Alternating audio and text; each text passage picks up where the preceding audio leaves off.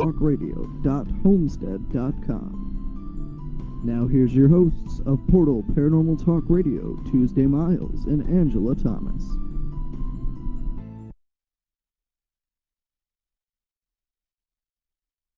Paranormal Talk Radio. I'm your host, Tuesday Miles. And I'm Angela Thomas. Hi, Angela. How are you? I'm doing fine, Tuesday Miles. How are you? I'm doing great, but we're having a heat wave here out in California. And it's been 102 yesterday, and it's in its 90s today, so it's been a hot one.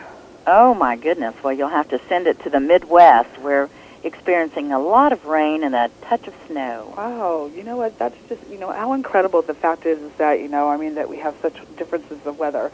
Angela, can you remind our listeners where they can listen to us and catch our website out? Absolutely.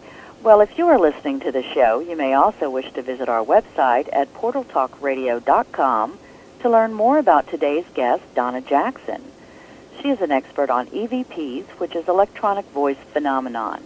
You may also wish to visit the virtual auditorium on paltalk.com under the social issues category to join other listeners like yourself in the Paranormal Radio Network room. If you would like to call and ask a question to today's guest, you may call toll-free within the United States at 877-786-0562. Thank you very much on that one. Do you think there's a difference between ghost activity and the weather? I certainly do, Tuesday. I really do. I think weather and, barometric pressure and all of the, weather patterns and such do make a difference. I know that when it rains, it seems like my house, has more activity in it. And I noticed that also, too, when it's been really windy out, of course, it feels like the electrical charge is in the air, and it all gets more active. But, it just perks. It has its highs and its lows on that. And it's not just the weather, but it has to, I do look at the moon phase, too, to see where we're at with the moon phase. But I agree with you, Angela. I think that there's a big difference in the types of patterns of the activity versus the weather. Yes, that and, the atmosphere. And, of course, as we approach September and October, that's when the atmosphere starts to thin and thin and thin. And around Halloween is when, naturally, that atmosphere is so thin that it's very easy for spirit communications with everyone, really. Well, today's guest, Donna Jackson, she's got some incredible EVPs that she's been able to record.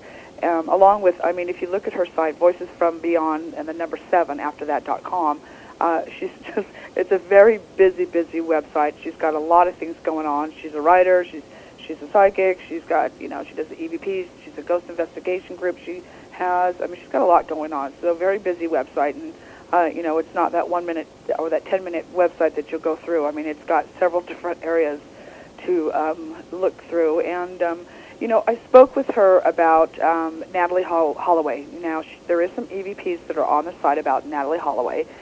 We chose not to play those today out of respect for Natalie's family. But interesting enough that when I did go in and listen to them, Angela, I have to say that, I don't know what Natalie's voice sounds like, but these EVPs, she was directly, they felt they had a connection with her. We've spoke about this once before on the show, and, I don't know, that there's something on there that they might have actually gotten from Natalie. Well, I know that the world is waiting for that case to be solved, and so, if you are interested in listening to that EVP, do go to voicesfrombeyond7.com. Mm-hmm. Absolutely. Write to us and let us know your opinion on it. You're right. I think the world is waiting for that case to be, solved, if ever it's going to be solved. We can't make really comment on exactly how we feel so much about it, but, Come on, Tuesday, tell us about how you feel about guys, the Reuben government and all of that. Just kidding. Well, I know that, Angela, but, here it is, if they want to sue me, go for it. But you know what? There's a lot of evidence against these guys. There's an awful lot of evidence against them, And I'll have to say to you, being the fact is I'm not her parent, but if I was her parent, I don't think I'd let those guys sleep another night without having me standing over there and watching them, that's come on. Yeah, it is rather unfortunate, especially, with the one prime suspect, and I will use suspect loosely, whose father is a judge. So, there's a lot of protection going on for that young man, and it's very unfortunate that happened to Natalee Holloway, and I hope that people take notice who are traveling to Aruba to be extra, extra careful when they go. Well, it's not just Aruba, but any place. Here the fact is that you have a kid and you raise it to get to be, out of high school, and you've got all these plans for them, and then it's disrupted because, one night of some, idiot out there doing something that they weren't supposed to be doing. And not to say the fact that she shouldn't have been doing what she was doing either. That does not excuse it. But the fact of it is that, God, in itself, no, but that's a parent's worst nightmare. It really is. So this is the fact that we have to really keep tabs on our kids, and and you want them to have freedom. You raise them to have freedom, but you just never know. And the fact of it is that if you need to, I'd make sure my kid knows how to protect himself. Well, very interesting. We're going to have to ask Donna today how she obtained those EVPs on Natalee Holloway. Very interesting, whether or not she went to Aruba or whether she brought those through another paranormal way. That's true. And also, too, the ethical thing about this is that, is it ethical for psychics, mediums, to bring through, somebody who is prominent in their news, a movie star, so and so forth on that matter, and, to try to connect with them? Is it the fact that we should just wait for them if they want to leave a message with us, or is there a way that we can possibly pull them through and connect with them? Well, whether a celebrity or just, your average Jane and John Doe out there, I guess we would have to ask, is it an ethical thing? But, a lot of things also, Tuesday, go by religion. And, of course, those who follow particular religions would know that it's a major no-no to go after the spirit and bring them in. But not everyone feels that way, and not everyone believes in the same way. Well, so we'll have to ask Donna about that. That's true. And then also, again, you have other critics that are saying, oh, that's just a bunch of bull. There's no place, no way possible that can happen. If they want to come through, it's their choice, and they're going to, make it their choice on it. So we'll have to, you're right, we have to ask more questions about that. I myself, and this is just in my own opinion, don't have a need to sit down and pull through a spirit. Whether I can do that or not, I don't think it's through my own ways that does that. I just don't see it. Maybe I'm not that strong of a medium. I don't know. I just have never been, maybe never wanted to do that. So I guess until that time comes that I actually sit down and say, and I can see my humming moment, Marilyn Monroe, come through for me. Well, playing the devil's advocate, I'm sure there's many people out there that would say, I'm just not quite believing in that. I mean, how in the world are you going to say that spirits speak to others, and then how are you going to record it? But, there's a lot of evidence. Now, scientists, Tuesday, think, well, not all of them, but some of them think that EVPs are brought on by psychokinesis of the individual trying for the EVP. What are your thoughts on that? Well, it's just, EVPs and me, I just am not real fond of them anyways. I mean, I think that they're extremely interesting. I think that they bring a lot of documentation and, to the paranormal researchers. They creep me out a little bit. They really do. I mean, only when I'm getting them in, like maybe if I'm in my home or I'm the one that actually recorded them, they give me the creeps. But it wouldn't bother you if you were at someone else's home and you got the EVP? No. Only in your own house? Yeah, only in my own house. It seems to give me the creeps. But, those ones that I did record, in fact, that we were talking about this a couple weeks ago when we had Dan Gordon on, when everybody heard that recording, or when we were, doing an interview with him, and we couldn't understand what that recording would have said, and I finally was able to get it broken down, and what this woman says, leave me alone, is what she said, and I thought, was she talking to me? Or was she talking to Dan or Angela? Yeah, one of the three of us. But now, Tuesday, you had mentioned that was actually considered an AVP. Can you share with our listeners what an AVP is? Gosh, I mean, Angela, I'm not real sure about what the AVP is. The audio voice phenomenon. I guess that's what it's called, an audio voice phenomenon, where it wasn't picked up on a recorder. It was actually where it was audio. You can actually hear it live. You know, we weren't the only ones that heard it. All of our listeners that were out there, every single one of those heard it too. And so, you know, we got a lot of emails like, "What was that?" Oh, I know, you know, and chilling, I was saying the same thing. What was that? Both. I mean, we were all three stunned, like going, "Did you hear that?" Yes. We asked each one of us, "Was that you?" No. You know, we couldn't believe that had come through. That is, to me, that's a very rare occurrence for that to actually happen. That to me, they got into the phone lines. I know. Well, you know, the thing is that it had to have been in one of our environments, yours, mine, or Dan's, for that to come through so loud and clear. Okay, who's going to admit to that? Well, I don't know.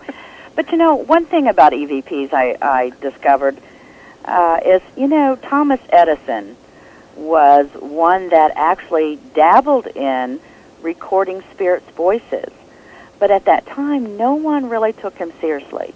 And so Thomas Edison, you know, went out to the great poets and had them record their own voices, reading their own poetry, and he was looking for any type of sound. But he had a few of his own experiences, and he, you know, started to try to get these EVPs. Well, everyone said no, you know, that's ridiculous. And it wasn't until 1959 that a doctor had his own experiences and began to record EVPs. And from that point on, people have been known to go out in places and capture EVPs themselves. Ah, that's a good tidbit of information, Angela. I didn't know that. I didn't know that at all. Well, you know, there's all kinds of recordings out there, where you can use these handheld ones. There's ones that are digital where it actually will only record as it picks up sound. You know, there's all kinds of different gadgets. So, you know, when we play around with them, I think that's interesting. I think that, you know, in itself, you have to be a little bit leery about what you're getting. Make sure that there's what sounds you're picking up behind you or around you. But, you know, who knows? Play with it. See what you can get. If you get something interesting, send it to us. We'll play it on the air. Oh, yes, absolutely. And send that to info@portaltalkradio.com. And let's put a little warning under disclosure that we cannot prove, but it has been documented that EVPs can increase spirit activity around you. So why we're playing EVPs today, because we will be playing quite a few of them, that it is up to your discretion to either put headphones on or turn the volume down. Good tip there, Tuesday. Well, let's put so we're not responsible for any spirit activity that you may gain by listening to the show. That's right. Don't send it to us. Keep your own ghosts, please. Great. Well, let's see. Let's go on to that. You know what, Angela? I have some interesting information about Edison today. Really? Well, you know, I've been on my next project where I'm actually want to document more of the EMF. We've been speaking about this for the last couple of weeks.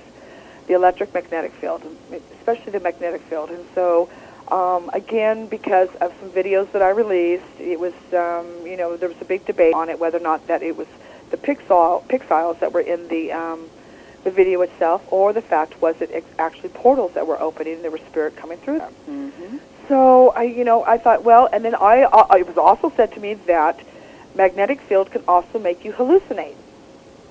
Really? I did not know that. I did not know that either. But although Edison, when I spoke with them, did not claim that they have not had anything documented that stated that magnetic fields can make you hallucinate. So I don't know if that's a fact or not. I'm getting, 50-50 on the opinions on this. But what I found interesting was I think to me is a huge breakthrough with Edison, is that I spoke with the supervisor. And now Edison does have a certain department. It is about the EMF only. They do have a department for this.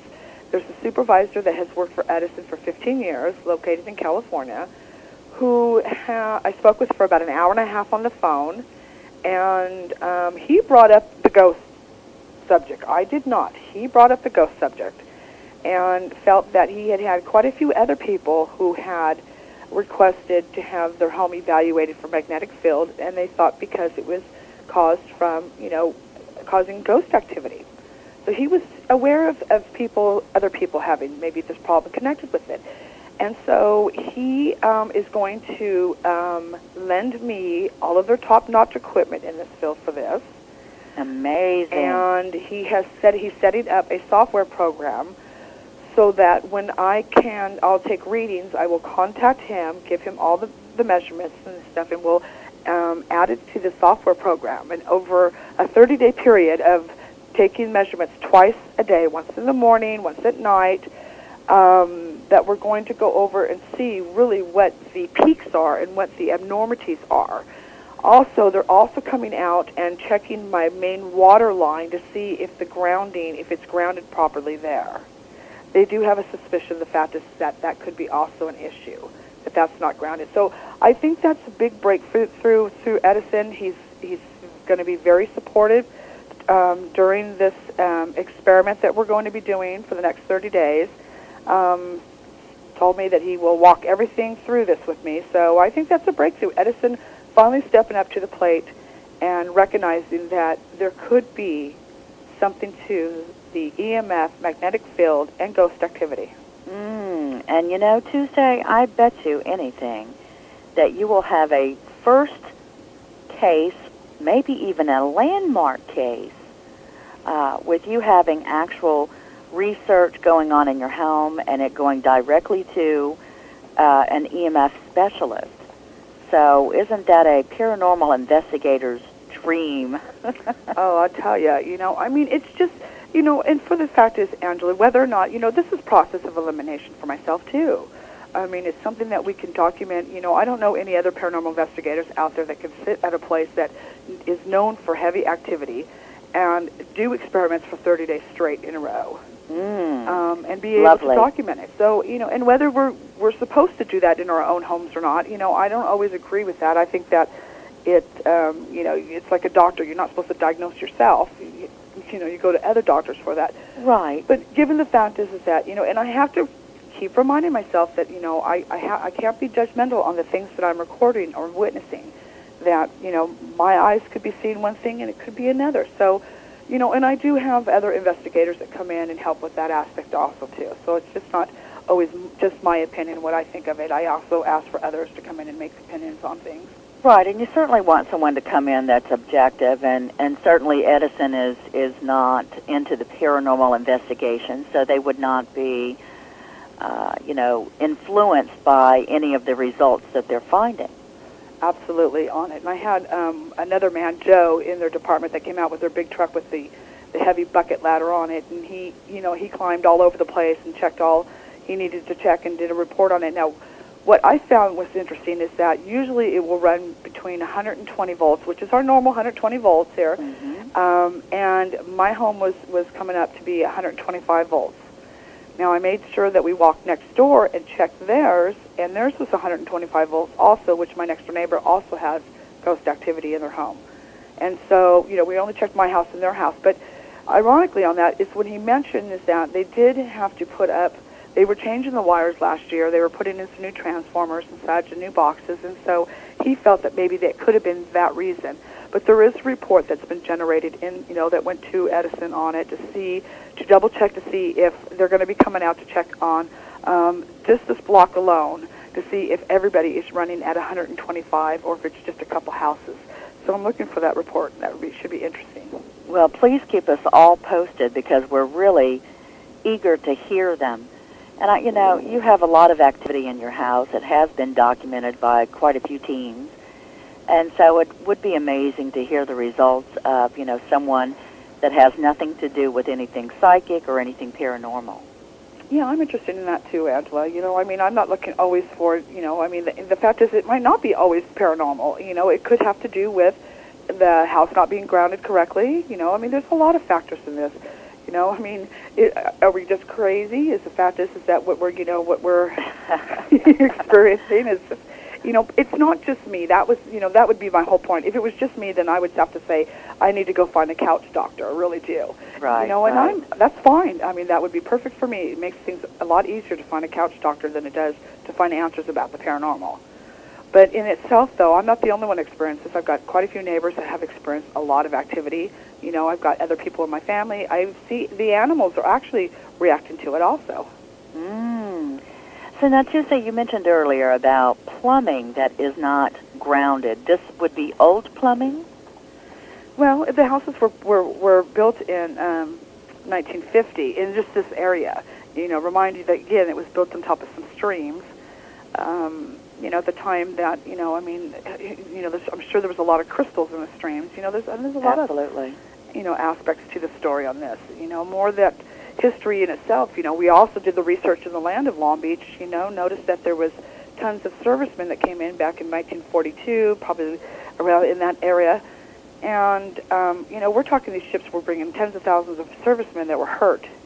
The hospitals that they had at the time, there was only 2 hospitals open, one larger one smaller one that was located up near where I'm at. And the fact of it is, during that time, there wasn't a whole lot of aircraft carriers that were going to return these servicemen if indeed they didn't make it back to their families. What did they do with the bodies? Now, the cemeteries that were here in that timing zone, there was only a couple. They do show some headstones of that era, of that time, that does state that they were servicemen. Although, with the amount that was recorded versus the amount of headstones or records of cremation, doesn't add up, Angela. It doesn't add up. And so what did they do with their bodies? Did they bury them at sea? There was a riverbed that was built after that timing. Are they in that concrete in the riverbed? Where are they? Well, you know, it would be nice if somebody really, you know, could come up with some historical facts on that. And speaking of historical facts, you know, for our listeners, we would love to hear about your area. If you have a known paranormal environment, please send it to the portaltalkradio.com site, and we would love to share your stories. Absolutely on that. You know, let's move on from that. And, you know, I don't know if do you remember we discussed, I believe we discussed around the Queen Mary and the salt water? We certainly did. We did. I'm looking forward to have that. Actually, we're going to, you know, I'd like to open up a discussion in regarding that, what your beliefs are, what our listeners' beliefs are in regarding using salt. And the use of salt itself in spirits, or the spirits that are perhaps imprisoned on the Queen Mary ship due to the salt water it's sitting on? Well, you know, not the salt for you use on French fries. Of course, we're not talking about that. But, you know, the salt, that the fact is that, you know, like we said, I talked about this a couple of weeks ago. The salt, the fact is that in some beliefs, some religions, the fact was salt was considered to be used as, you know, something holy, or the fact is something cleansing. Mm-hmm. It was used to keep out evil spirits.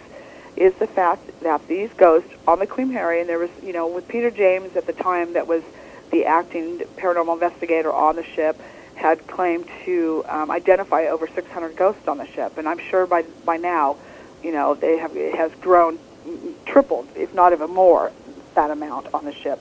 But just the fact is that for years, you know, that every paranormal investigator there is out there is trying to prove the fact is that why these ghosts are on that ship.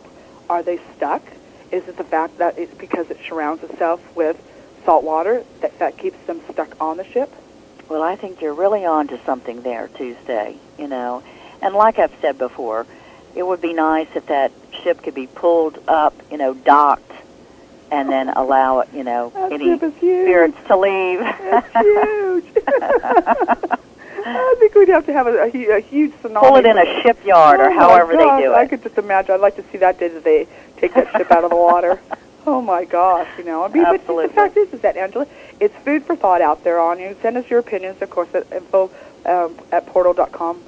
And see what you think about it. We'd like to hear from you. Well, you know, Tuesday, you mentioned salt being utilized, and we would absolutely love to hear people's opinions and thoughts, and maybe even uses for their salt when it comes to paranormal matters. But have you heard of people using brick dust? No, I have never heard of that, Angela. Mm-hmm. Brick dust, what especially for those hoodooists out there that still to this day use brick dust to line, you know, in front of doorways, so that way anyone that, you know, would be coming in to do harm could not cross over. No kidding. Mm-hmm. Brick dust. Who knew? Brick dust. I wonder who thought about that. Brick dust. Chalk also, one of our listeners in the virtual auditorium, is saying chalk is utilized as well. No kidding. You know, okay, let's think about that, Angela. Really, if I'm a ghost, okay, and I happen to see some dust or brick, you know, I don't understand what really though why I would not cross that. I mean, if someone were to lay brick dust in front of me today as being a living human, I'd step or I'd just blow it right off. Well, no, you can't say that because you're not in spirit. What's But, the you know, difference? that also applies not only to spirits, but it applies to individuals as well. I believe it is the mineral content in the brick dust. Okay, but again, that being human and being alive, it's not going to have any effect of us there. Is it going to have an effect of us when we're dead? Yes, I believe so. Well, good. I believe living or dead, it will affect others. And besides now, we have to also put out there, Tuesday, that it's not only what material is used, but also the intent behind it. And so that's what makes hoodooism and voodooism, for example, a very potent religion. Well, I mean, well then maybe I can use pickle juice, and my intent is to keep out all the cucumbers. I mean, it's that's what you mean as far as the intent goes, Angela. It's what you place within that, that material that you want to put there. I mean, for saying that I'm going to put brick dust here because my intentions are to keep out anything negative. Yes. So, the intent is a powerful thing because that puts out energy, does it not? Your own intent, your own thoughts, your own emotions put out a natural energy into the universe. Oh, my gosh. Well, Plus you have something that is made of minerals, just like salt. But if the intentions are, on yourself, and the belief has to come from the ghost, if the ghost doesn't believe in it, is it going to work still? It works because of the individual that believes in it. Okay, all right. Now, I am not an expert in hoodooism. I want you to know that right now. Okay. But I have lived in New Orleans, Louisiana, in the United States, and along the Mississippi Gulf Coast. And voodooism and hoodooism is quite prevalent in those areas. So it's not anything for somebody to say, I am going down to the high priestess in the quarter and getting some, whatever, to place a spell on someone or to offset this particular situation. It's like the same thing as saying, I am going to the grocery store. It's that common. Well, it sounds like a Dr. Seuss movie. Well, maybe we should come to New Orleans or go to New Orleans and film on this. Well, Angela, there's those words, the hoodooism and the voodooism, there's that fear factor that people actually associate those two names with. Nobody wants to be around somebody who does voodoo. I mean, it's a name, it's just the name in itself that causes people to run from. Well, certainly some people would, but, those that have grown up in that culture, it's not anything threatening to them or harmful to them. And they really do seek high priestess and voodoo for such things. Now, you don't have to believe in voodooism in order to practice hoodooism.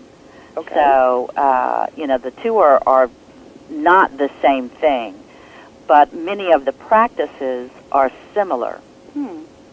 Well, I think we should have a guest on our show that is an expert on those two subjects. Yes, indeed. So, yes, indeed. Make sure I get on the good side of them. I don't want no voodooism.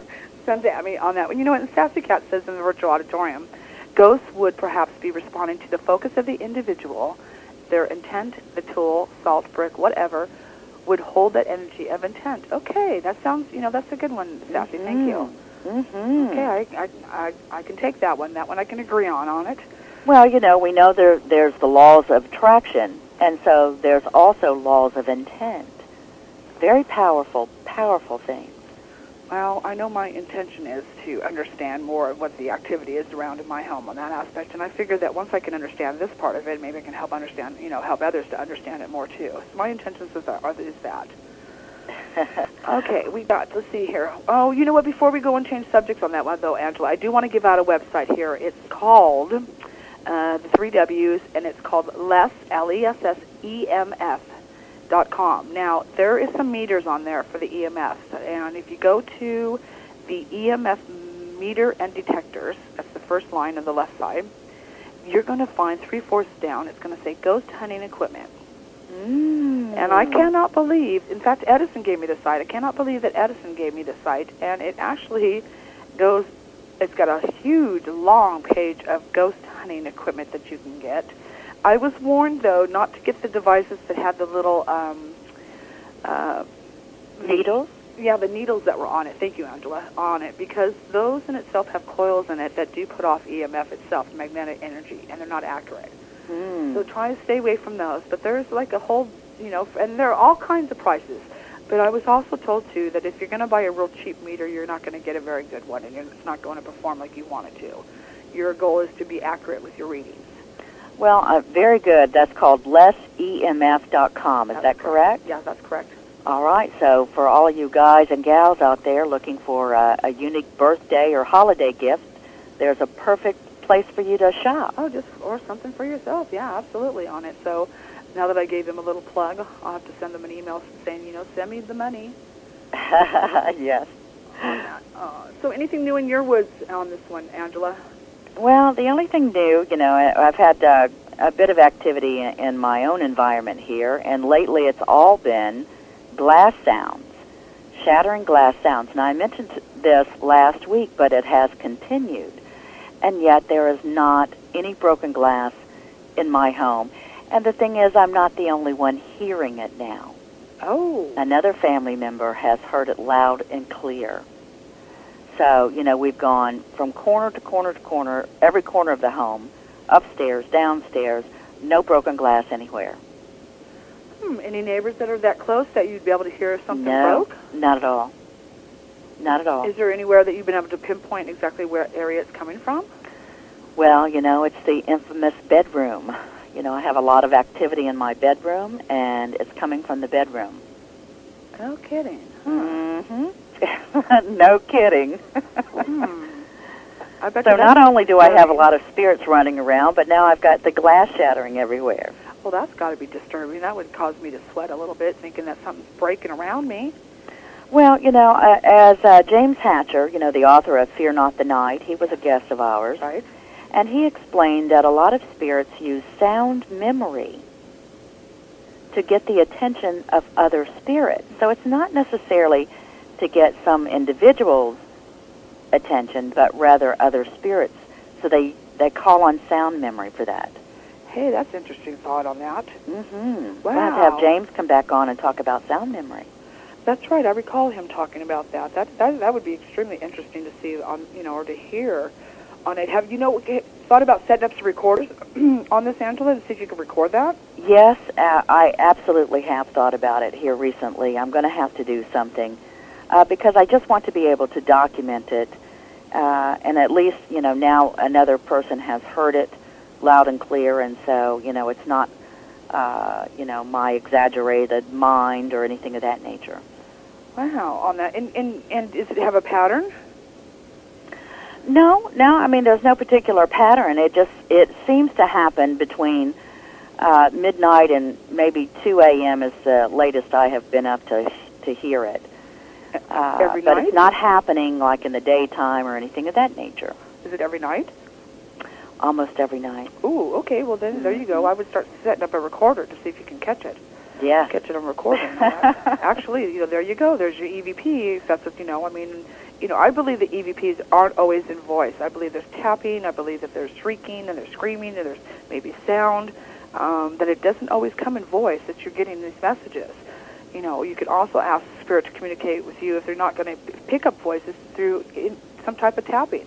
Your 2 taps for yes, 1 tap for no, or however you want to work it. But you can also establish communication that way with it. And a lot of times we have recorded where EVP's on it, where the Spirit is going to hit something, or even through one time here when Chris Moon and Dr. Jimmy from Alabama, I think he's with Alabama Paranormal Research Society. Yes. Chris Moon with Haunted Times magazine, where they were asking questions, and the Spirit was shrieking in the recorder of how they were answering us. We didn't get the voice, but we got the way that they were shrieking, and we established that the 1 shriek was for yes and the 2 shrieks were for no, but it was a way of communication through them.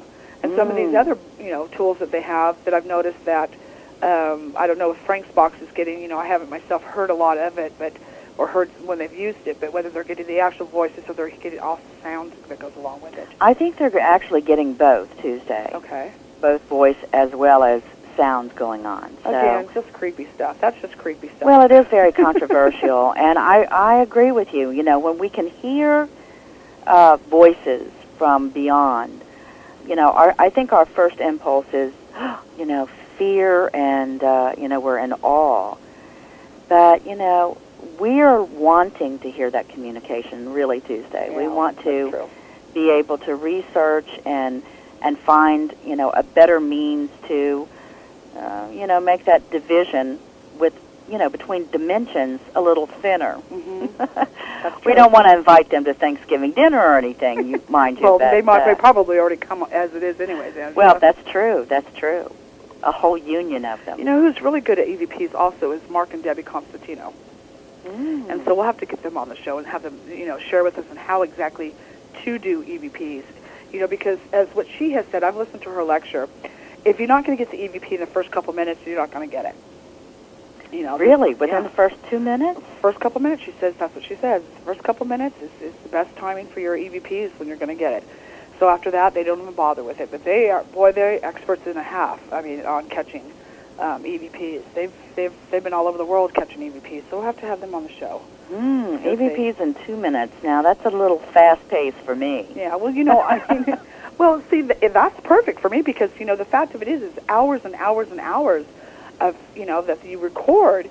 That you have to remember that you have to go back hours and hours and hours and listen to it. Oh, so true. You know, so and true. then of course go back and forth and back and forth. So it's not only time consuming as you're recording it, but it's time consuming after you have to weed through all of the static and all the other silent sound that you're getting to really even find what you're looking for. And so, you know, I think that's the most complaint for some of these paranormal teams is that the fact is that they have to go back and look through all the footage that they've recorded.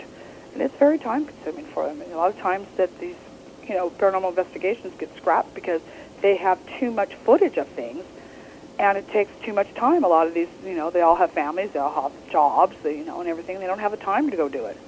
And I have noticed an amount of cases that has increased, it seems like, that these teams are getting cases constantly all over the place. So maybe it's that time of year, you know, maybe there's increase in activity, but I know that they've been really talking about it a lot. Well, you know, Tuesday, I believe that, you know, the radio and television, the mass media has really brought the paranormal to the forefront.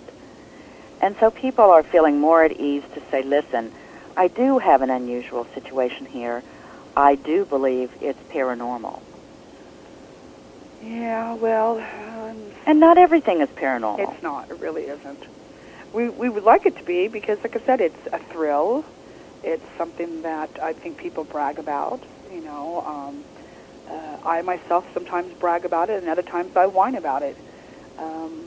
You know, it is. I say to other people that, you know, when you start noticing a ghost, you know, the worst thing you might not want to do is the fact is call your friends, your family up and say, guess what? I got a ghost. You know? And why is that? It's like inviting them to stay. You know, the thrill of the fact is that I think they can hear you. And if you're bragging about, I got a ghost, oh, it's no problem, they can stay. You know, I love the fact to have a ghost. Well, then a couple of weeks pass, and all of a sudden you start feeling very uncomfortable, that you feel like you're being watched all the time. Yes, but, you know, spirits do hear you. That's the whole thing. Sure. Ghosts don't hear you. Spirits do. Yeah. Well, you know, I mean, but see, what's the difference, though, between the fact of it is, if the ghost can't hear you and the spirit can, does that mean one's crossed and one's not? Well, I don't know whether or not one has crossed and one hasn't. The fact is that, you know, spirits are able to, you know, they have the intelligence enough to communicate with us. And how many mediums out there have offered proof positive that their loved one or their friends on the other side are speaking? Because that spirit speaks about particular upcoming special events or relays something, you know, very personal between that individual and themselves on the spirit side. So they are aware, they do communicate, but we're not always able to hear them, and that's why people seek out mediums. That's true. But then again, even the medium sometimes can't hear them. Well, that's true. I mean, why we it's have not all those always, tools. you know, it's not like we can push a button and say, okay, you're on now. And, Yeah. okay, speak John or Jane Doe from the other side right now while I have you here. It doesn't work like that. I'm sorry, I have to laugh because I can say I'm guilty for saying that. I've got the recorder out. Speak to me. Speak to me right now because, I've got other things I got to go do, so don't waste my time. Speak to me. Ghost on demand, huh? Yeah, it didn't work. It didn't work. I mean, I heard a lot of static, and maybe that was their way of cussing me out by saying, lady, get a grip. We're not into talking to you right now. That's just too much proof you're going to get, and that's too easy. Goodness gracious. Again, I put it down and come back, but, again, I always feel that when I'm very relaxed and I'm not really putting my recorder on that says, that I need for you to talk to me, or I'm doing something else, that's when I get my EVPs. That's when I pick it up, and for instance, that one little boy who we weren't sure what he said at the beginning, and then he says, you can hear him say, I'm disabled. Finally, I was able to slow it down and hear him say, I'm thirsty. I'm disabled, and I felt so bad for him. You're thirsty, and then he was telling me that he was disabled. But I wasn't setting up the recorder to record him. He just, I wasn't expecting it. It just happened just to pop on when I was doing some filming. Well, let me ask you, Tuesday, speaking of child in spirit, do you believe that all children in spirit are good spirits, or do you think that maybe something a little bit more sinister is coming across as though they're a child? Oh, Angela, there's that 50-50 where I've seen both, I mean, there's that, first of all, that instant bonding that anybody wants to make with a child who is on the other side that seems to be lost for some reason or that is not being taken care of. And yet you put that trust out. There's no reason not to trust them, so you automatically, because of this child, you put trust out before them. Right. Although I have seen children in spirit become very nasty because the fact is that they have clinged to another child that's living in the house. I've seen them turn on parents because when the parent wants the child to do something and that little spirit wants to play with them, it takes the time away from them and they turn on the parents. I've seen them scratch, hit, slap, leave horrible marks on a person, even to mention that the Sally house with Deborah Pickman, the Heartland Ghost. Now, that was a child, Sally, who was just absolutely hurting Tony, who was the man of the house. He was leaving these humongous scratch marks all over him. But did they ever determine whether it was the little girl, Sally, in spirit doing that, or if it was the mother in spirit, or even the father of the child? Because, there was a lot of skepticism about the way that child died. Right, there was on it. They really did, with all the documentation that they got on that, where they really felt it was the little girl that was doing it. They really did. They felt it was the little girl on it. So, and they've been back and forth to the house, and they have a lot of other things. It seems that when Tony goes back to that house, it's when he is really attacked. He's heavily attacked when he goes in there. So it could be maybe the father is doing something to the little girl, or the fact is, I also mentioned, maybe the fact she's just reliving what happened, and that's what's showing up on Tony. Maybe this little girl was trying to fight for her life while a male was attacking her. And those scratch marks are, scars left over that was, she could have been reaching out and trying to push this person off of her. It's so hard when you get such an old case, and this happened just, 1800s, that to ever find reasons or why that this is going on. The house in itself should be torn down. I feel it's a horrible house. I agree with you there. Nobody should be even going in there and disrupting these ghosts. They need to leave them alone, tear down the house, and let this case go. But they don't. They keep it open, and people still go in there and investigate it. And sometimes they get stuff, and other times, nobody's attacked. And then there's times where there's a lot of people attacked. So I think that, you get more than a couple times that somebody's being heavily attacked that bad to where they're leaving, marks all over their body. Come on, make a good decision here on it. Shut the place down and stop letting people go in and investigate it. Enough's enough. People are getting hurt because of it. Well, did I understand you, or was I dreaming, that there is a consideration for a major motion picture to be done on the Sally House? Well, I've talked with Deborah. I know Deborah, and I've talked with her over the years about her writing about it. And they did do a show on the Discovery Channel, I think it was, or the Biographer Channel, one of the two on it. Right, I saw that one. Right, and so they did do a story on that, but they're still having effects from that house. I mean, it's slowed down now. It's where it's only maybe 5% that they're getting some residual from that house. They still have some events that's happened to them that they think is still connected to the house, and as Deborah's collecting her material for her book, and her and Tony, I think, will write a book, and I'm hoping that one day they will make a movie out of it. They should. It's a unique case in itself. To me, it will never, ever be another case ever like it, but it's just, what a story. I mean, just what a story was happening with this family that lived in that house on it. So, well, Tuesday, one of our listeners in the virtual auditorium is asking, what do you think happens when a house is taken down to the spirits, and what happens? Well, do they move on to the neighbors? No, I don't think so. I think that the fact is that the residual is going to stay on that land. I don't think that you're ever going to have to be able to build on it again. I mean, even centuries pass, and there still seems to be good, residual on the land itself. I mean, it's left a scar on the land. Now, the same happened with the Sharon Tate murders. Is that correct? That's correct. There's residuals, and they actually did build condominiums? They did. Dr. Barry Taff did a lot of investigating in that area on it, and they still feel that the residual is still very prominent in that area. Manson, Charles Manson. Oh boy, what a horrible person it is. I cannot believe that man is still alive. They didn't put the death penalty on him. But the fact of it is, back when he was, prosecuted, that I don't think that they even had the active death penalty. But he's still as crazy. I watched a report on him the other day. He's still as crazy as the day one that he went in there. Yeah, Manson. I know. Right. I know. Just that truly is not only crazy in the mind, but also what I would call very evil. Oh, God. Very evil. Yeah, well, is there a special place in heaven for him? Mm-hmm. I hope so. No, I'm sorry. Well, he stays behind padded cloud or something like that, Whatever it is, please just don't let him mingle with the other spirits, that's for sure.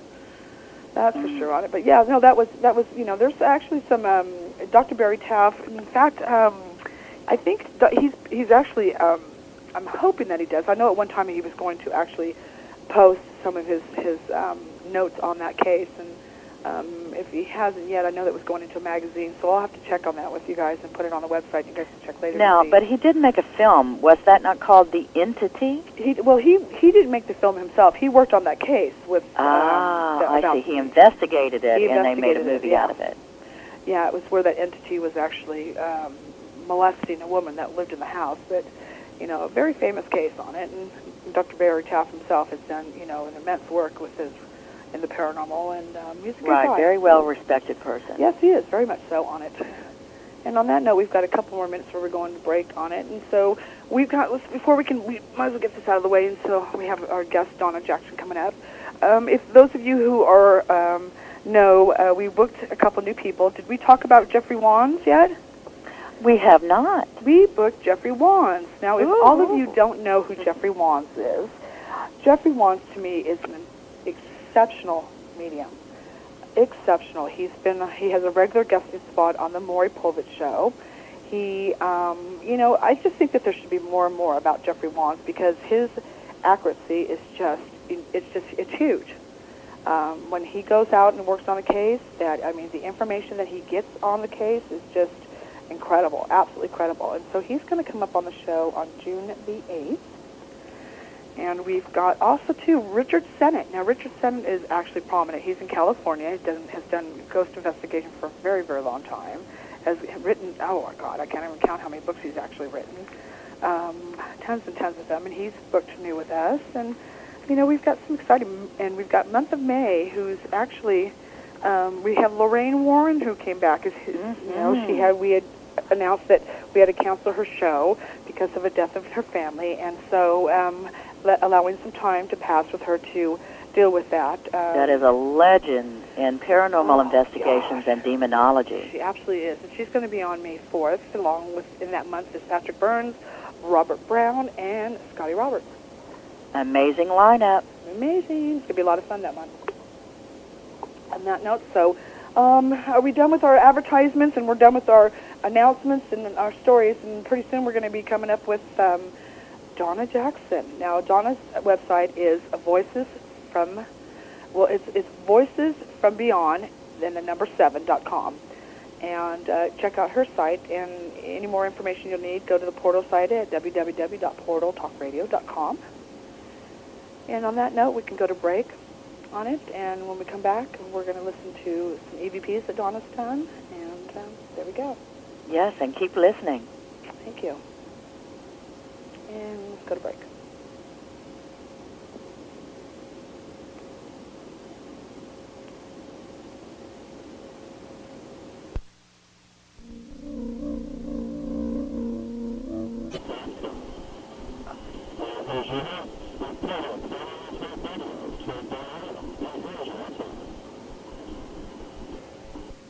Hello. Welcome back. I'm Tuesday Miles. And I'm Angela Thomas. And joining us today's guest is Donna Jackson, and we have given you her website. Let me give it to you again. That's www.voicesfrombeyond and the number 7.com. And welcome, Donna. How are you?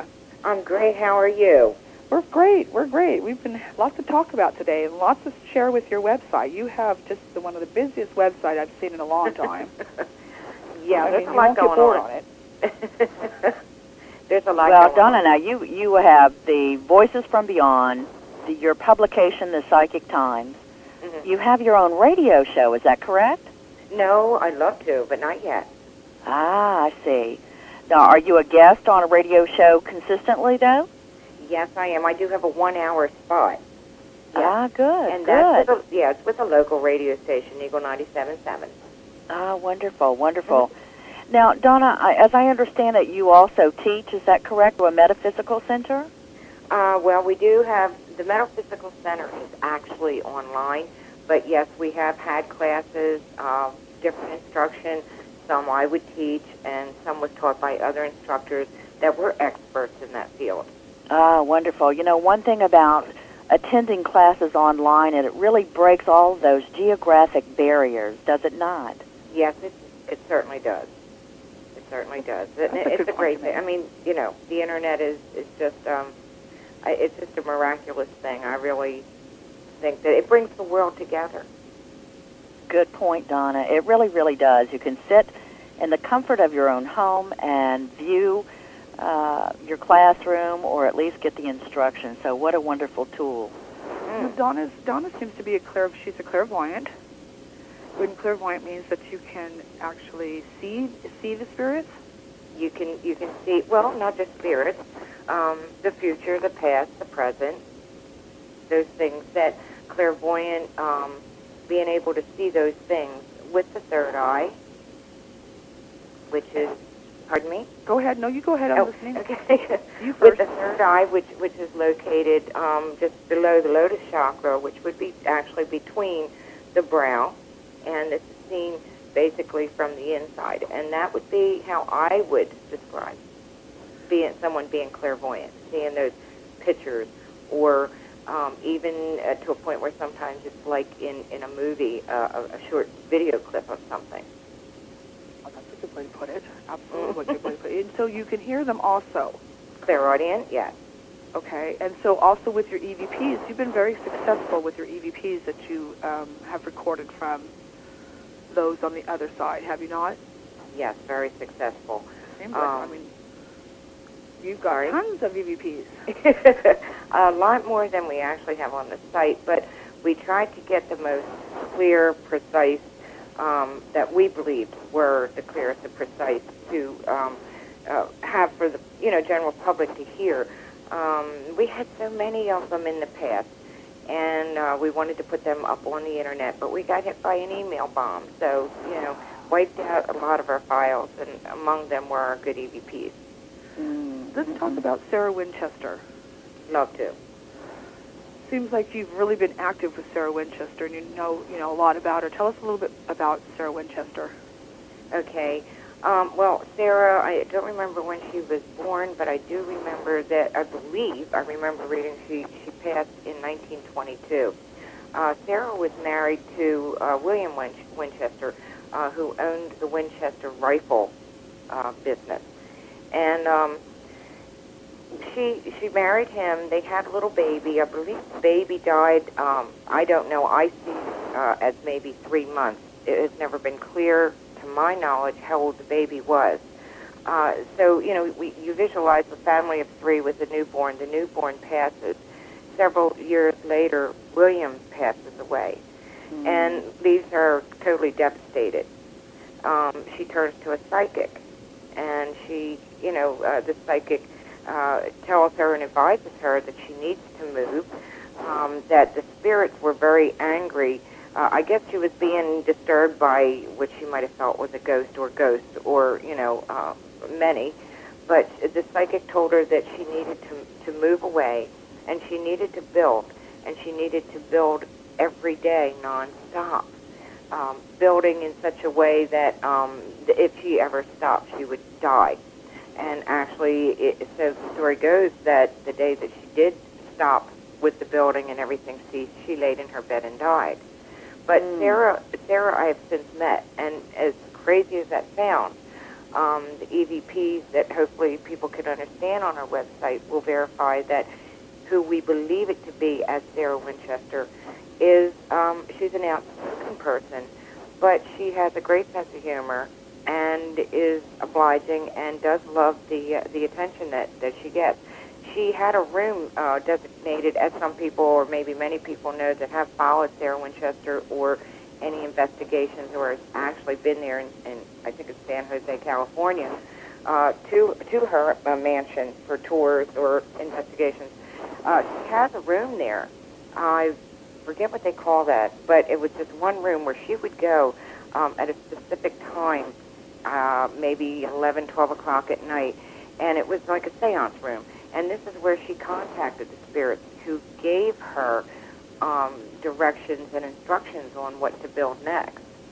Okay, but now when Sarah Winchester built, though, a lot of those, such as stairs, led to nowhere. Is that correct? That's correct. You'll see that online on photos and on TV. I've seen that same thing. That, I believe, was to confuse some of the spirits. Now, I don't know how you would do that, because I would think the spirit would have somewhat of a sense of a direction, and they could, stairs, how is that going to stop them?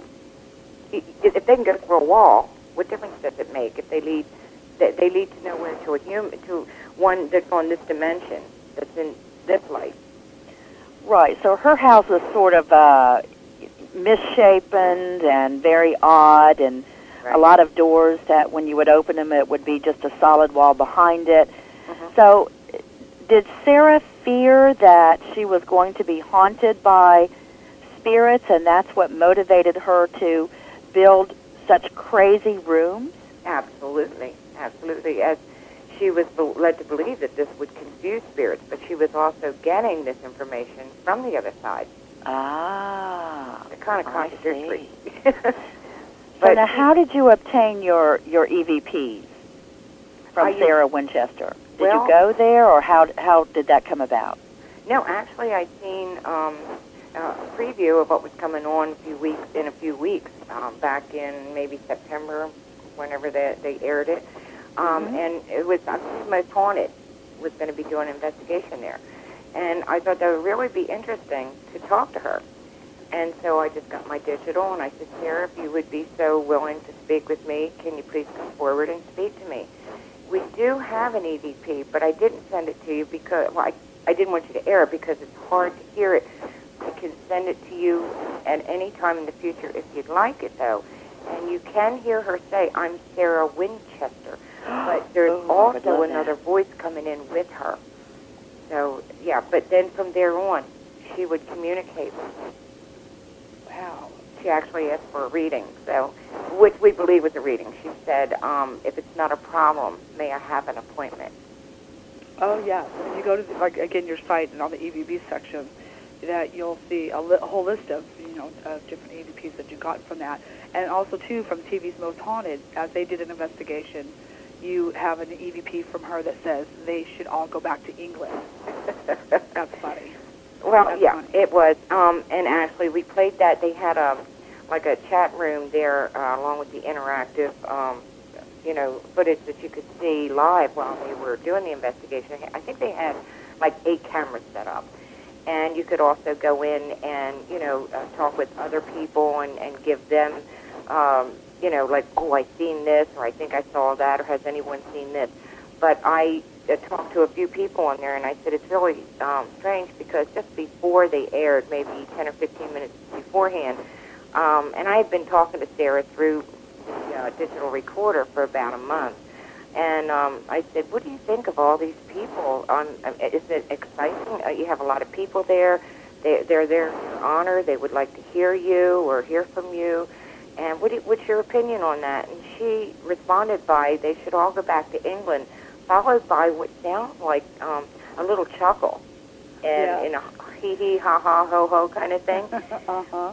So exercising her true feelings, being outspoken, but also at the same time having a sense of humor.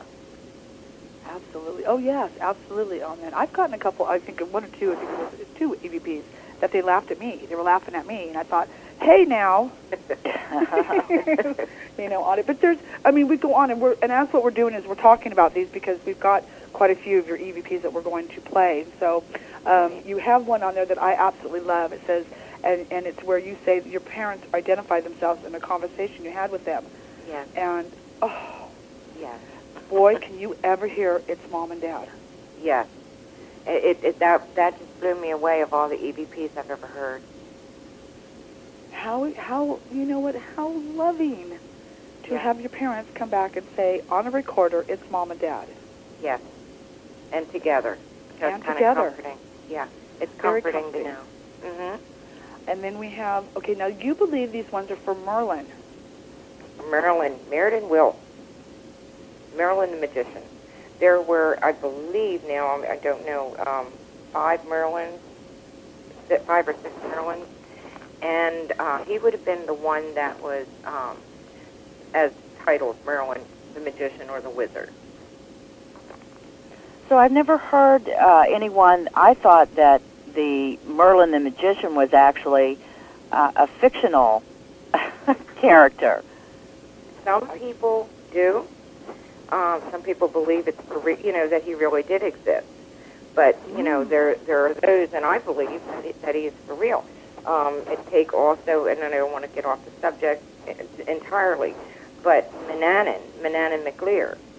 Okay, and this is another one that is thought to be mythical or made up.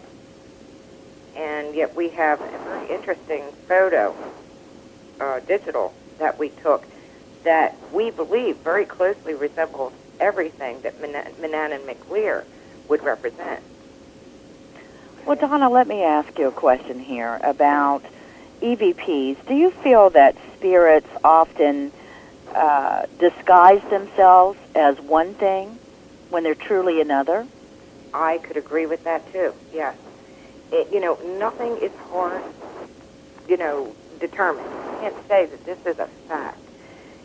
Just like when I heard Mom and Dad, that could be what could be considered a familiar spirit, one that has been around for a long time, has studied everything about you or your family, your friends. Could that be a spirit from a different area?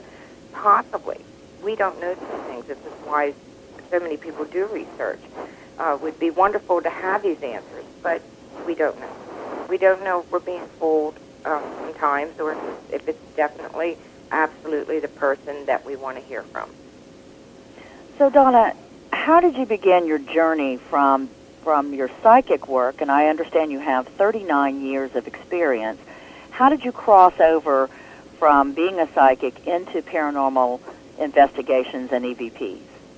You know what? I believe that this is the same for a lot of people. You have your personal experience.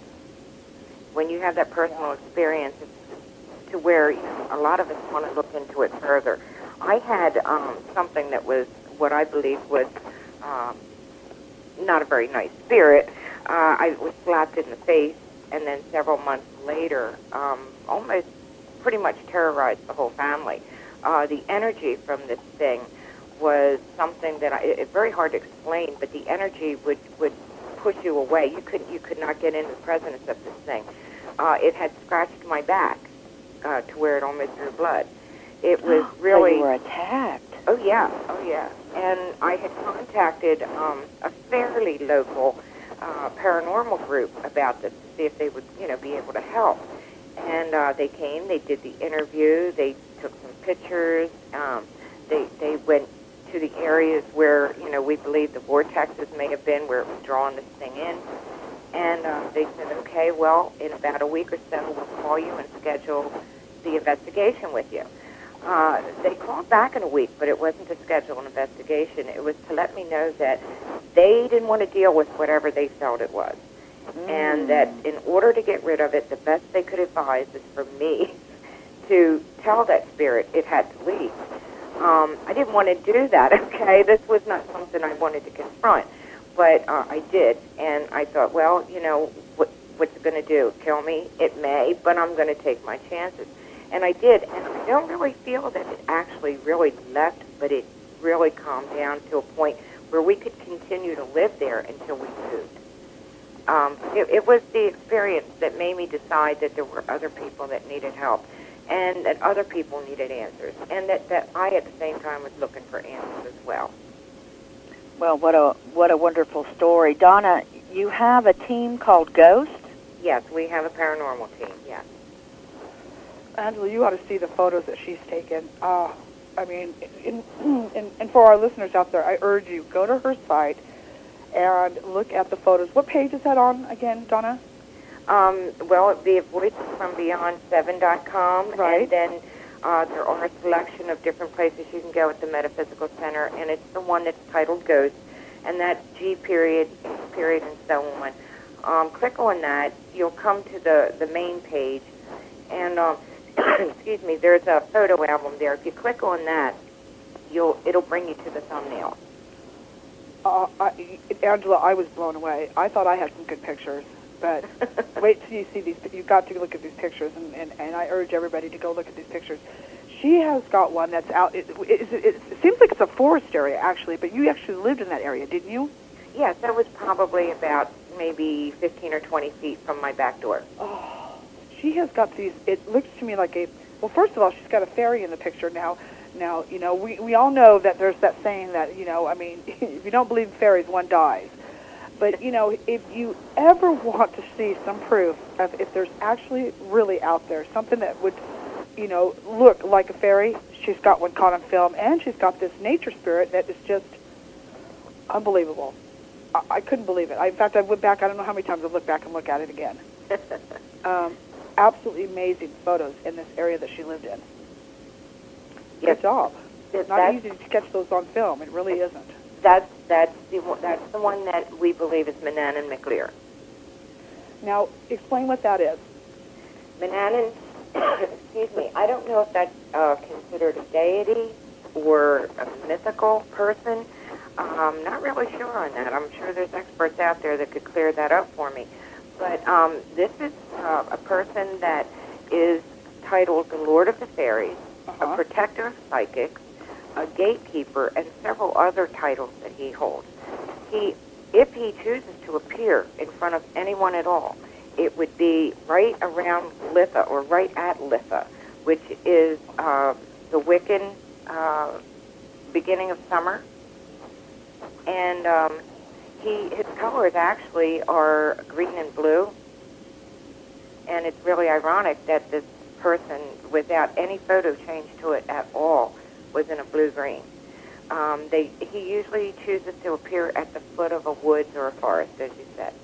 And if you look that up on the internet, just put in Manannan McLear, this is where we found it. We found it quite by accident. But these are the things that we found, and we were like, oh, my goodness. It's just incredible. Oh, yeah, it is. It's more than just incredible. I think it's one of the best photos I've ever seen. Well, thank you. really and thank Manannan. It's just because the fact of it is, it's so darn amazing. And again, a lot of your other photos that you have here, and it shows one photo that it's in like a mist form, and then the other photo that it does show you did enhance that a little bit, didn't you, Donna?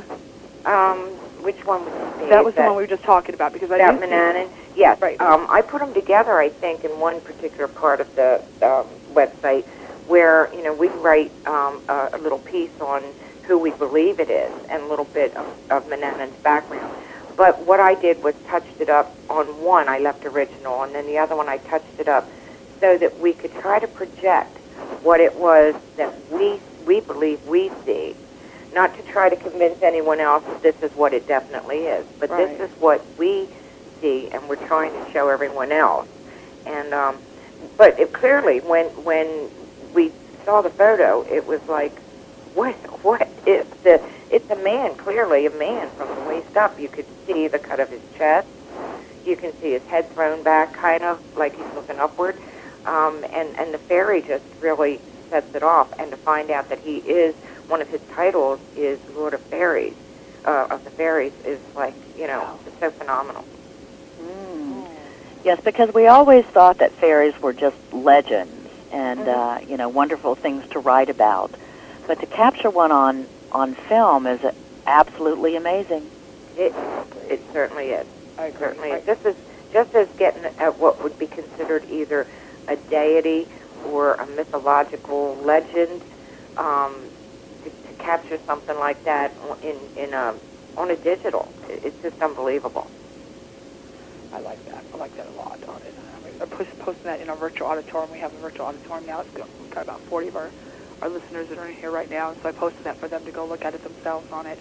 We're going to play some EVPs here on it, and so we want to go into order so that way you guys can understand exactly what it is that you're hearing on it. And so let me get to that page here on it. Oh my God, I've got your slide all over the place. Now the first one that we have playing here is, it says Easy Babe. On your site it says Easy Bitch, right? That's what we believed it said at first. Okay, yes. Now this was weird because when I was downloading these so I could send it to our station manager, and that way we had it set up for the file today on the show. And something strange happened to me when I was actually, I didn't change the recording, I didn't change the sound, I was just putting them in order. And when I went to go play it back, I heard something else, completely different than what I placed on there. And I thought, that's strange, it changed. Mm-hmm. So you'll have to listen for yourself on that one. The next one was The Power of Donna. Let's set that one up. What is The Power of Donna from? That was taken just to leaving our recorder on. Right around the blue moon last year. I think that was in June. Okay. And then we have The Ancient Book, which that was from the Merlin. Yes. Okay. Now, Fire on 3rd. That was an investigation that I had. Actually, it was a 5-story building. We had, I think it was like 11 or 12 investigators that we had split up. And the 3rd floor, the history on that, it's an opera house now. And the 3rd floor was at one time where I believe it was a Masonic hall where there were meetings. But on the 1st floor was a police station and a firehouse.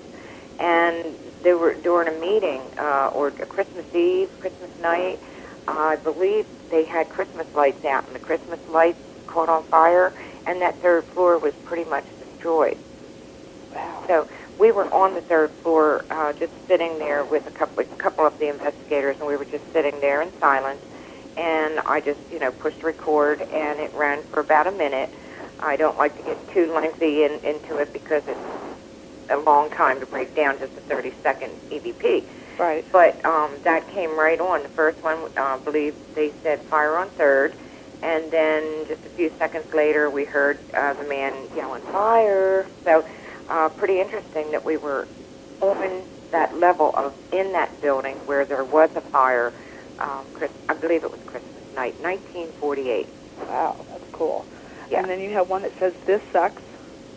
Yeah, that was just a random one that, again, just running the recorder and just listening to whatever would come. Not trying to draw anyone in particular, just letting them speak. And then you have This Ground Sucks, or no, This Ground's Haunted. Not sucks, but it's haunted. Where does that come from? That comes from the property where we have the picture of Manannan, all the pictures of the mist. That's Okay. the residence where we've just moved from recently. We lived there for 2.5 years. Okay. And then you have the next one that says, "We are air bombed and people are dead." Oh, my. Yeah. We have a series of those, but that was one of the clearest. And that was taken just at random and taken in my home on that property, probably about 2 o'clock in the afternoon. Okay. Wow. In the afternoon. Yeah. And then the next one is Mom and Dad. That one was also taken in home. Most of the EVPs, except for Fire on 3rd, I believe was taken in that home. Okay. Okay, now that we've got those set up on here, and they're going to play 3 times each, everybody. Again, in order, the first one was Easy Babe, or Easy Bitch. The Power of Donna, This is the Ancient Book, Fire on 3rd, This Sucks, The Ground's Haunted, not The Ground Sucks, it's The Ground's Haunted, We Are Air Bombed, and People Are Dead, and the last one, Mom and Dad. And so, Joe, if you could start those for us, please. Appreciate it. 3 times each will play. Go back and play them again if you need to.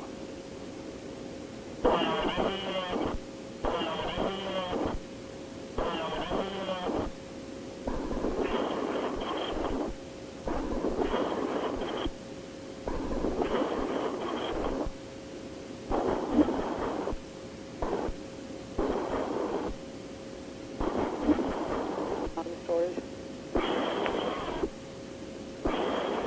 That's clear.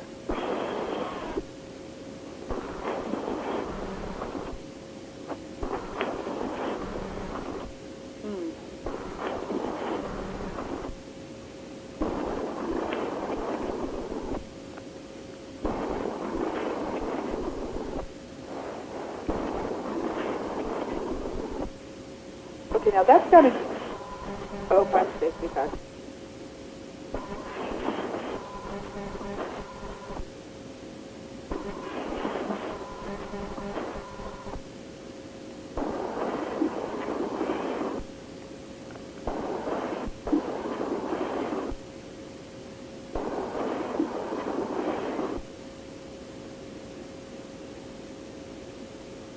Those are some amazing EVPs. Now on my end, now whether it's just the way that I had it set up or not on it, it sounds more distorted than it was when I listened to it.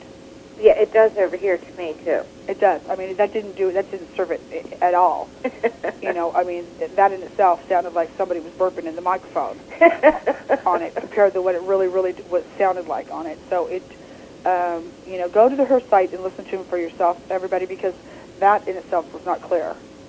I mean, it didn't serve her any, didn't give you credit there on that one on it. That's okay. Like I said, it does sound a whole lot clearer on that, better than that on it. Let me see if I can bring that up on it. I mean, that's a lot of work to even do those, and stuff just to get them distorted like that. It just didn't sound right on it. What is your favorite one, Donna? This is the Ancient Book. This is the Ancient Book. Mm-hmm. Let me see if I can get that to play better here on it. You might be able to hear better. Okay. See if I can get this here on it. Okay, here's the Ancient Book. Let's see what we can do here.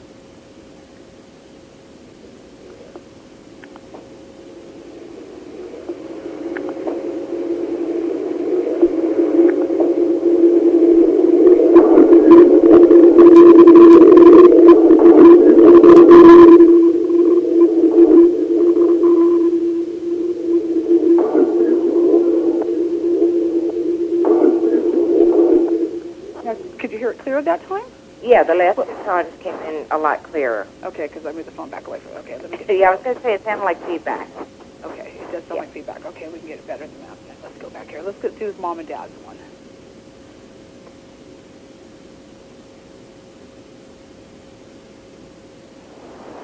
Okay, here we go.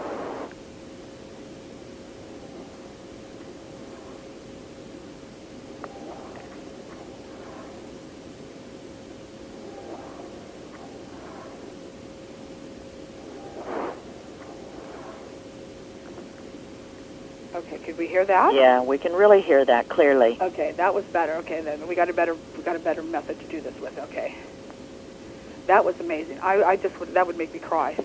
It did. That would absolutely make me cry. Okay, let's Yeah. get this one. Okay, let's get the we got the ancient book one, and let's get the one that says we are air bombed and people are dead. One moment.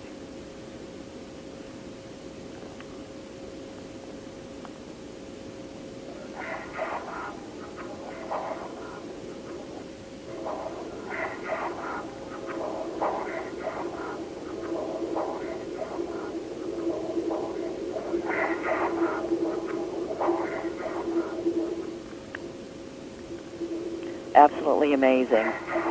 Absolutely amazing. Okay, could you hear that? That one I Yes. heard. That was neat. Oh, on it. Okay, let's do the other couple. I love that. That was pretty clear too on it.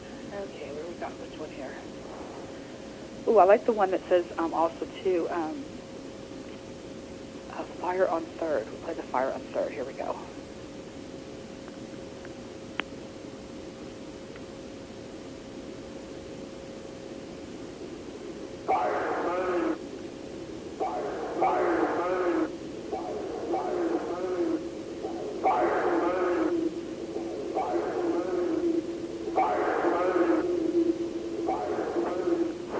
Okay, could we hear that? Yes, very clearly. That was clear, huh? Very clearly. Well, gosh darn, huh? We better than this way. Okay, and we've got two more. Let's play these other ones here. Oh, I like those ones. Let's see. Oh, the ground's haunted would be okay. Let's go to the ground's haunted here. And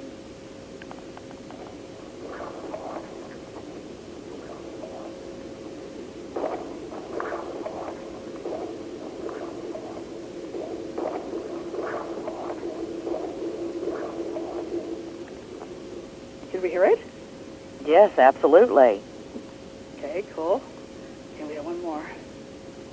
Could you hear it? That one on that one, Donna? Yes, I did. Okay, good. Okay, let's see here. We have this one. This one says this sucks.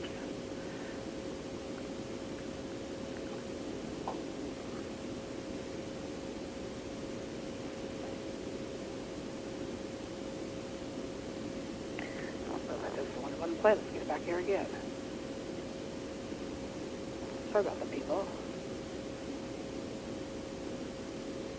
Well, I find it amazing that we have EVPs to show that spirits do indeed communicate.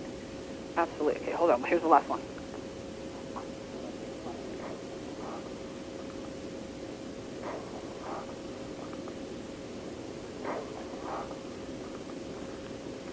What do you think he meant by that when he was saying that? Are you asking for what I thought? Yeah. Hey, I don't think he wanted it to be recorded. Actually, I think he just thought the whole setup was just, leave me alone kind of thing. So that you think they get perturbed with us also too when they don't feel like, us bothering them? Absolutely. Absolutely. Okay.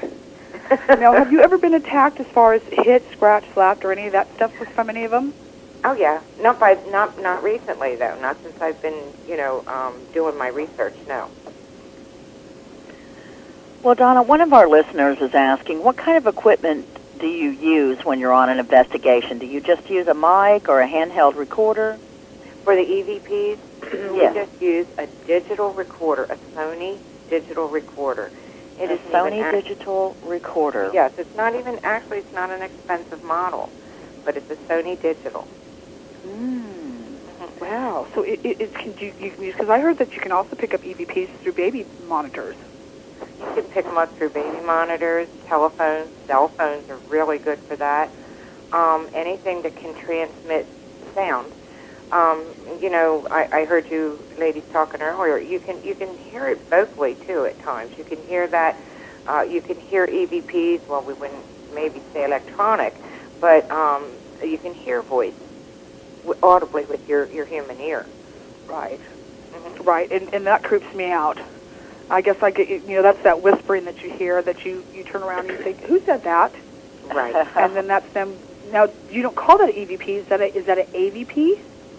Um, for lack of a better way to phrase it, absolutely. Okay.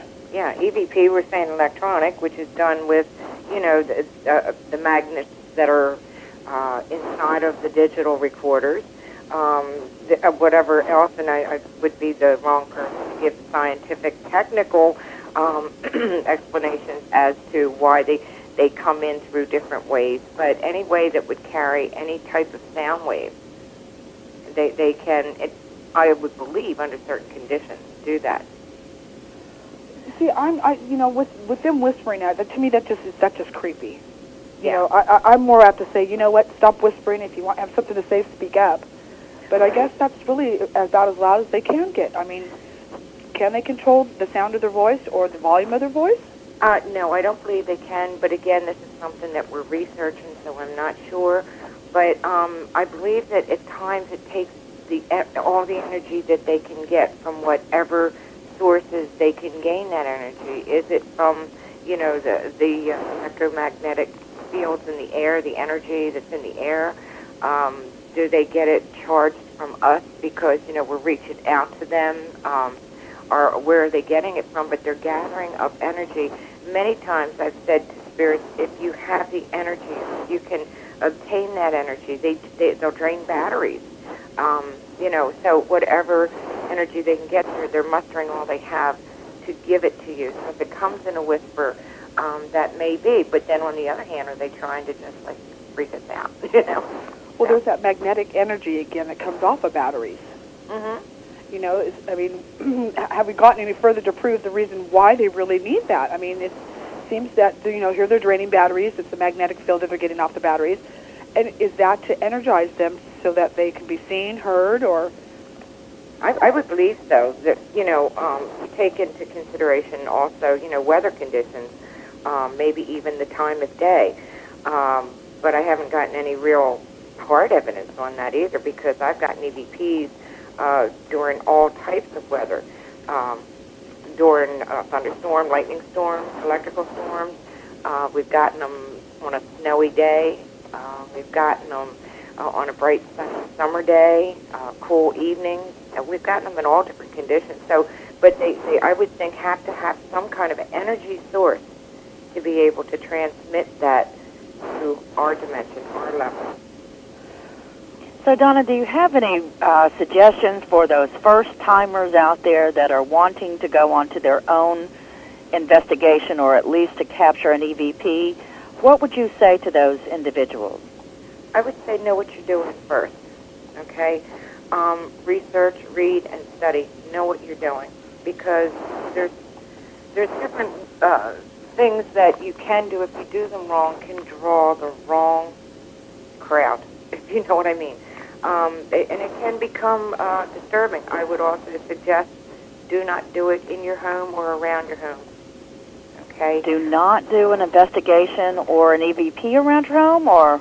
If you're a beginner, I would suggest you don't do that, okay?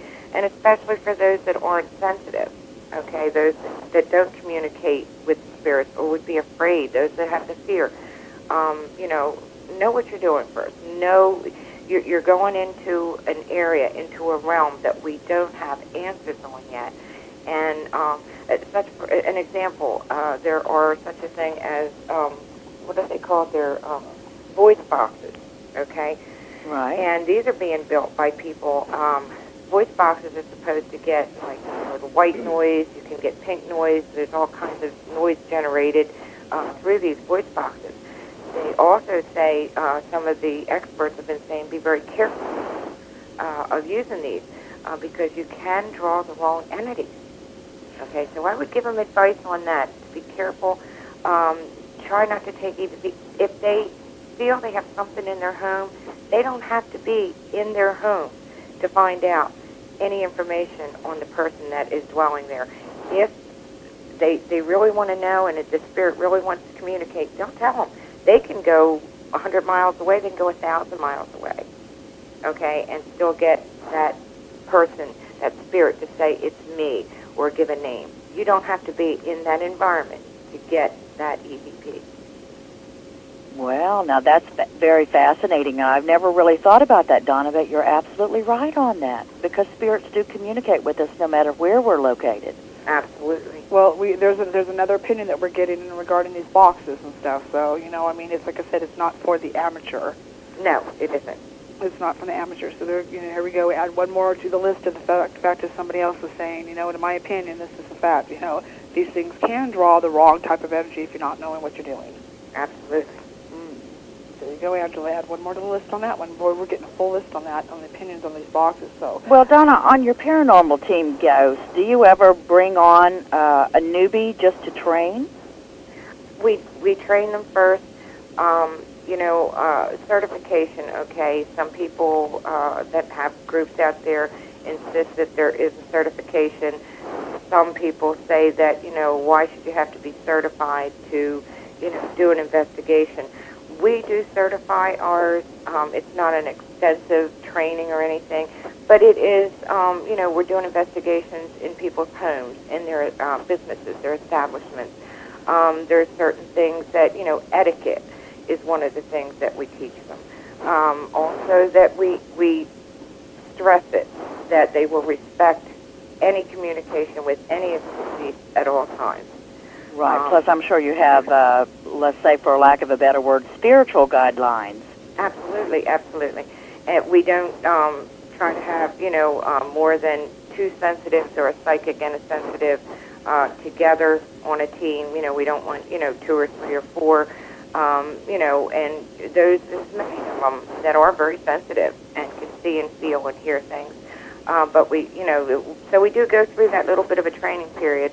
And then when we feel that they're ready, then we will certify them. But it's not grueling. It's not speaking when someone's ready to take the EVP. One person is designated to do that. We feel out their talents and their areas of interest, and they pretty much agree where we place them. They're pretty happy with whether or not they're doing an EMF reading, or whether they're again taking an EVP, or if they're doing the photography, or just the communication with the spirits themselves. Certainly. Is this an EVP course that you can take online or in person? I believe that there is. We teach a brief class on EVPs, and that's like maybe 2 times. One is on how to get those EVPs, and then the other is how to break them down, audit them if it's necessary, and how to use the software that does audit those, or edit those, I'm sorry.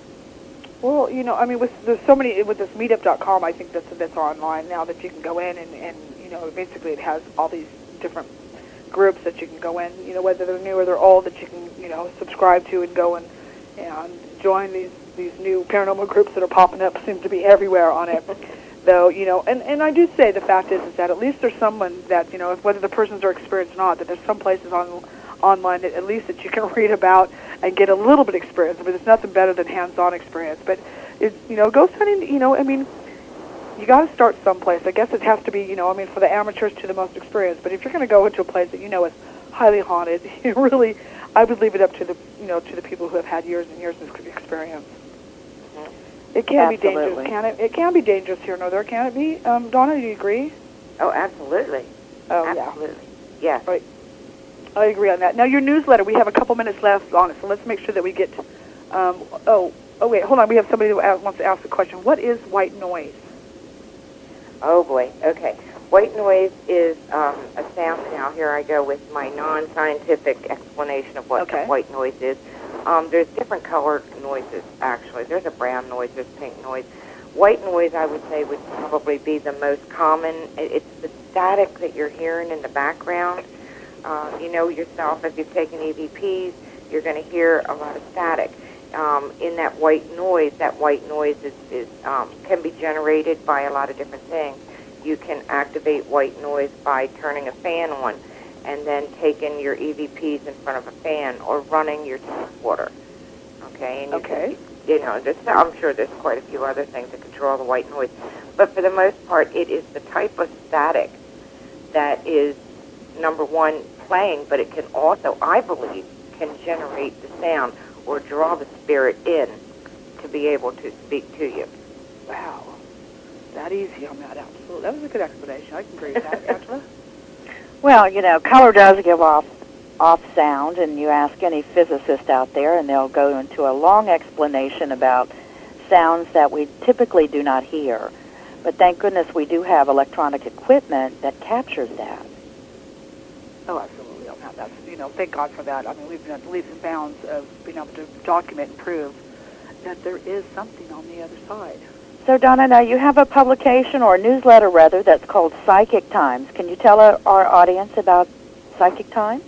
Sure, it's Psychic Times International now. It's just since the last issue.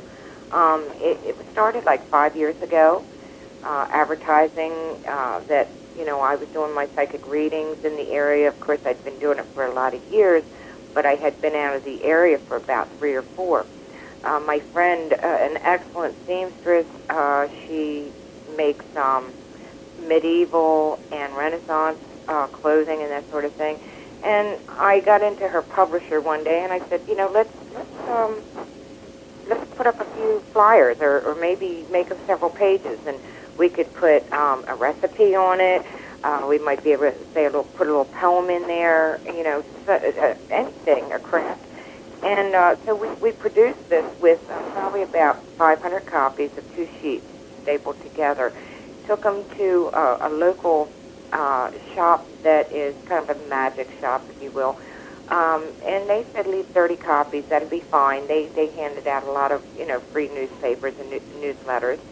And they called back 2 days later and said, we need 30 more. So we got really excited about this, and I said, okay, well, let's work on another one. And we did this, and within a year, I had a volunteer group of about, I'd say 18 people for the different columns. Yeah, and now we have columnists that contribute their writings, their thoughts, their opinions, and it's not just on the metaphysical. It can go, beyond that. There's the paranormal that now we also have incorporated as far as spiritual, as far as UFOs or anything else that would be connected to the paranormal.